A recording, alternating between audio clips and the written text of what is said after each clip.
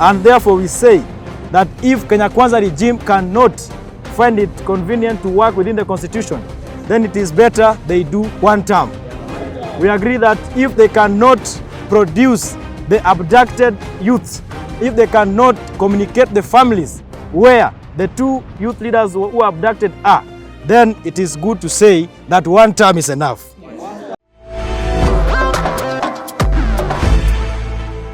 Once again, my name is Babu, and we are here with a delegation of young leaders drawn from across the country. And we are gathered here to speak on critical issues surrounding the abductions, brutal arrest, and persecution of young leaders across this nation based on the Gen Z demonstrations. And we have a statement here which I will read, and then my colleagues will input on it. So we go. We are talking on worrying patterns of systematic targeting of Kenyan youth and return of political prisoners in Kenya. This statement is read on 5th July here in Sagana. We are the youthful Kenyans drawn from all over the country, and we are here to stand in solidarity with our fellow youth across the country who have been intimidated, harassed, and unlawfully arrested and detained for exercising their fundamental constitutional rights. We wish to bring to the attention of the country and the international community of the dangerous targeting and isolation brewing in Kenya against the youth who are standing up to put the government into question. The Gen Z demonstrations have been happening across the country, and it is unfortunate that it has been reduced into a regional issue with arrests and targets of youths from a certain region and ethnic communities in Kenya. The systematic isolation has led to incarceration of hundreds of young people in different places, and police stations are full with the youth who have not been charged of doing anything. There are two cabinet secretaries who are on record for saying and trying to reduce the Gen Z demonstrations into a movement of one ethnic group, and specifically the Kikuyu nation. We want to make it clear that the Gen Z movement started on grounds of accountability, end to police brutality, respect to the rule of law, and constitutionalism, and therefore it cannot be reduced into a regional issue. The youth of this country are clear in their minds on what they want and how they feel the country should be run. And therefore the regime must understand that this is a critical issue, this is a critical cause that cannot be reduced into an ethnic issue to set political scores. These statements by the CSS have put the youth on a bad path with the police, making them a target by any police officer anytime, any day. It is worth noting that the nationwide demonstrations by the youth of Kenya was to call for better governance, respect to human life, respect to the constitution.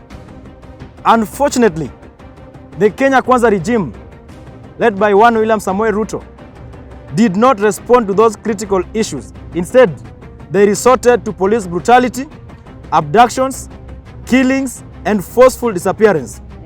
We want to tell the regime that the youth of this country have made a decision that there must be change. Yes. There must be change in how this country is managed. Yes. For the future to be secured, there must be change on the rule of governance. Yes. For the future to be secured, there must be rule of constitutionality. Yes. And therefore we say that if Kenya Kwanza regime cannot find it convenient to work within the constitution, then it is better they do one term.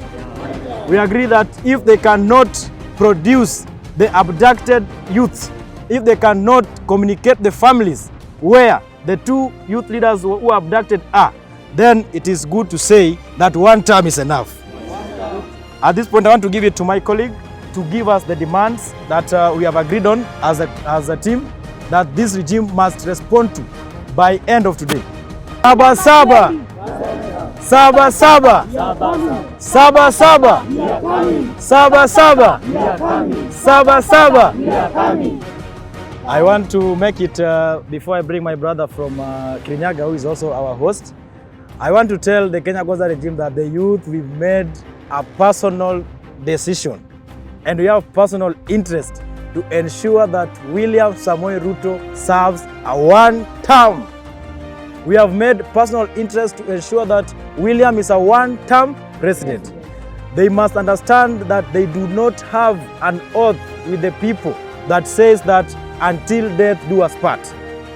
That one is not there. So the Kenyans have said that they are tired, and the youth, the Gen Zs are saying that there must be revolution. There must be revolution. Na wasipo toa Wanjiko Thiga by kesho, tunasema saba saba. We are coming. Saba saba. We are coming. My brother. Thank you for choosing David Wafula as your primary news platform. We put countless hours in research, recording, and editing. By showing up each and every day to watch our videos, you encourage us to generate more videos for the viewers. We are on a mission to inform, educate, and build a better tomorrow.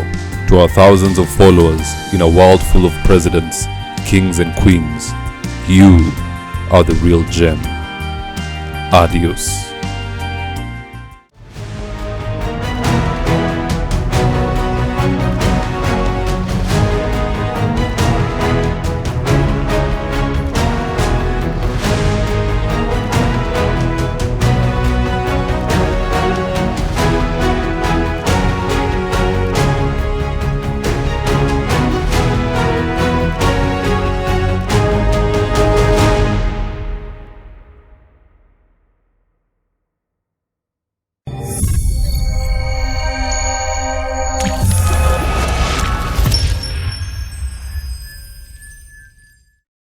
Thank you for choosing David Wafula as your primary news platform.